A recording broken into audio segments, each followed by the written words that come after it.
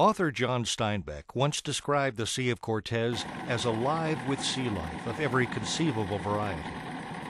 Jacques Cousteau called it the aquarium of the world. Today, the once abundant life in the Sea of Cortez has almost vanished. The large reef fish and great pelagics of the deep have been severely depleted due to unregulated fishing. In the last 8 years, even the reef fish have disappeared. The inshore reefs of the Sea of Cortez, for the most part, are completely barren. How could tens of thousands of tons of reef fish disappear without anyone knowing or caring? This is the story of how it happened, and is still happening, in Baja California Sur, between La Paz and the Loreto Bay Marine Park. By the mid-1980s, approximately 15,000 pangas, small fishing boats commonly used in the Sea of Cortez, were fishing for any species, anywhere, any time of year, and with any type of gear. Worse still, their choice of monofilament gill nets as the preferred way of catching fish meant that this indiscriminate method doomed everything that touched the nets. So few nearshore fish were left by the mid-1990s that fishermen started using two far more aggressive and lethal means of fishing, both of which were illegal.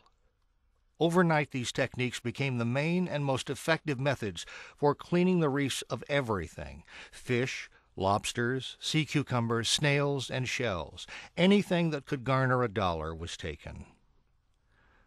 The first deadly method involves using hookah divers and monofilament gill nets, and began appearing along the Baja coastline around 1998.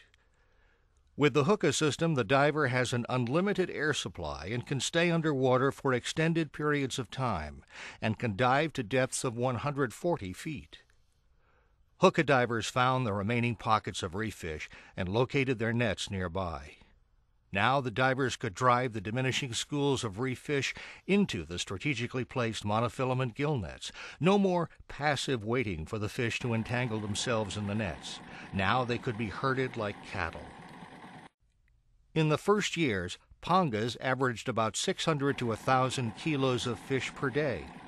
Hundreds of tons of small reef fish were taken from the Bay of La Paz, the Loreto Marine Park, and the Gulf Islands in between. Now these reefs are barren of small fish. About 6 years ago, a new, much more devastating method of mass killing was introduced that has totally stripped the reefs between La Paz and Loreto of the larger reef fish not already caught in the nets. This method utilizes hookah divers working at night with spear guns. These divers are called Pistoleros. After incorporating Hawaiian slings and refining their techniques, their average nightly catches were 1,200 to 1,500 kilos per panga per night. What started in 2000 as about 7 pangas has now grown to about 40 full-time and 60 part-time pangas working as pistoleros between La Paz and Loreto. By 2002, the Pistoleros of La Paz and Loreto were taking over 1,000 tons of reef fish every year. Anecdotal evidence abounds. This single panga with 2 brothers from Guaymas sold over 50 tons of reef fish their first year as pistoleros in the waters off La Paz. Depending on the time of year, 40 to 75% of the fish in local markets come from pistoleros, and about 15 to 30 tons of fish and lobster are shipped each week from La Paz to the mainland markets.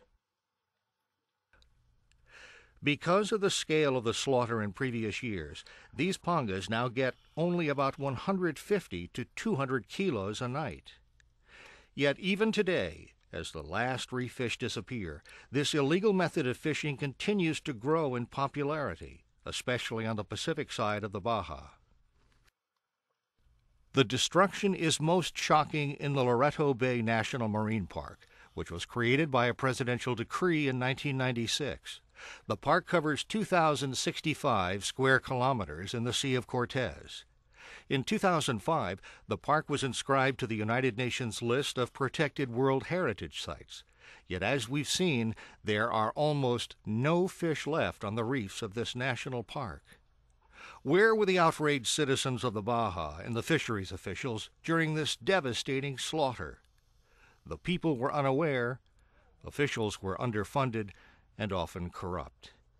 As a World Heritage Site, stewardship of these natural resources is the responsibility of everyone. As citizens of Mexico and the world, we must immediately demand that this senseless slaughter be stopped.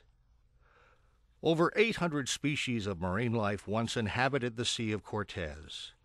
Most are currently endangered or have already disappeared. The need for immediate protection is critical, yet protection is still not being offered by those in charge. Unless we, the citizens of Mexico and the world, demand protection for the reefs from local, regional, and national authorities, there will be no life left to preserve on the dying reefs of the Sea of Cortez.